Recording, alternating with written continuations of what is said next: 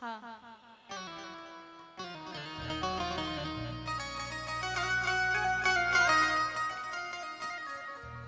और प्यारी सी जोड़ी के लिए फिर से एक प्यारा सा गीत कहना चाहेंगे। जोड़ी बनल रहो,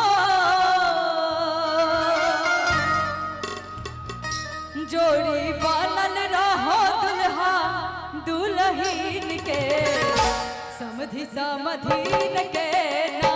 जोड़ी बनल रहो दुल्हा दुल्हीन के समधि समधीन के ना।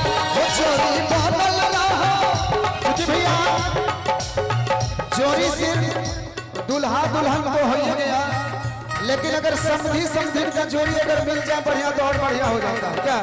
इसलिए जोड़ी बनल रहो, जोड़ी बनल रहो दुल्हा दुल्हीन के समधी समधीन के। जोड़ी बनल रहो दुल्हा दुल्हीन के समधी समधीन के।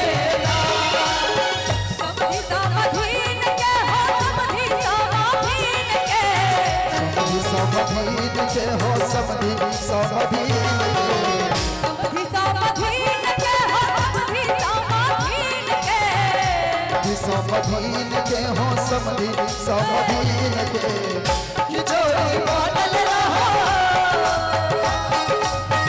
कि जोड़ी बनल रहो दुल्हा दुल्हन के समधि समधीन के।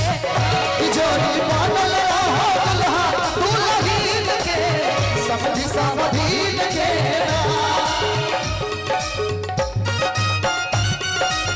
क्या बात है?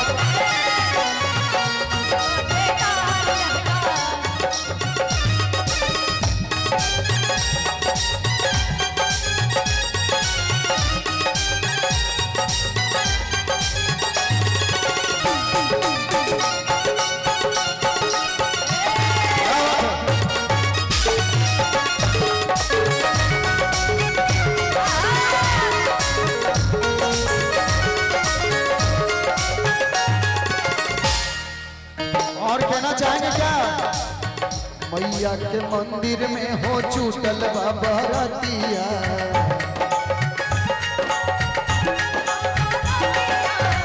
होता गवनाई चूटल सगरो इलाकवा।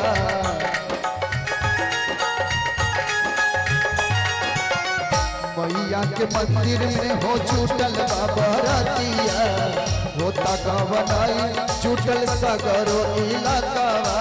और चूंकि इतना बढ़िया सीन लगता है देखने में कि हम बखान करी, कि हम बखान करी इतना सुंदर सीन के। ये लाइन बड़ा सुनने वाला है। कि हम बखान करी इतना सुंदर सीन के। अगर सीन अच्छा लग रहा है आज का दिन जोरदार ताली बजा दिए तो अच्छा लगेगा। क्या बात है? कि हम बखान करी इतना सुंदर सीन के। और कि समधी समधीन के जोड़ी बनल रहो दुल्हा दुल्हीन के समधी समधीन के।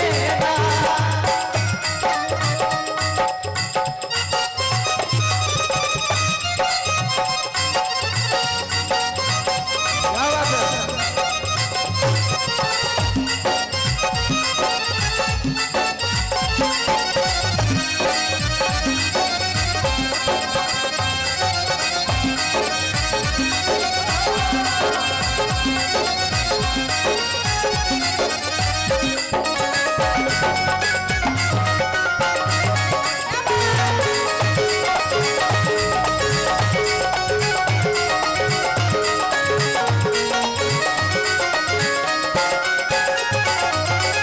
जोड़ी सलामत रहे है बाबूकार हो। बाबूकार हो ये बाबूकार हो। जोड़ी सलामत रहे है बाबूकार हो। कुशल मंगल रहे कुल परिवार हो।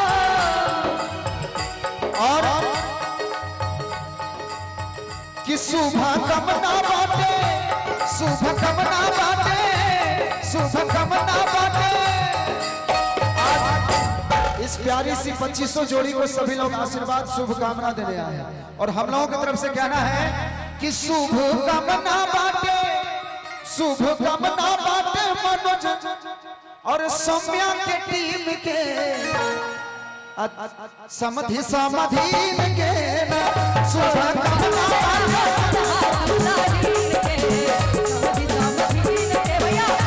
जोड़ी बनल रहो दुल्हन के समधि समाधीन के ना जोड़ी बनल रहो दुल्हन के समधि समाधीन के समधि समाधीन के हो समधि समाधीन के समधि समाधीन के हो समधि समाधीन के कि जोड़ी बनल रहो जोड़ी बनल रहो जोड़ी बनल रहो दुल्हन के समधि समाधीन के जोड़ी बनल रहो दुल्हन के समधि समाधीन के जोड़ी बनल रहो दुल्हन के समधि समाधीन के जोड़ी बनल रहो दुल्हन के समधि समाधीन के जोड़ी बनल रहो दुल्हन के समधि समाधीन के समधि समाधीन के समधि समाधीन के समधि समाधीन के। और एक बार फिर से जोरदार ताली से आशीर्वाद दे दीजिए प्यारी से जोड़ी को।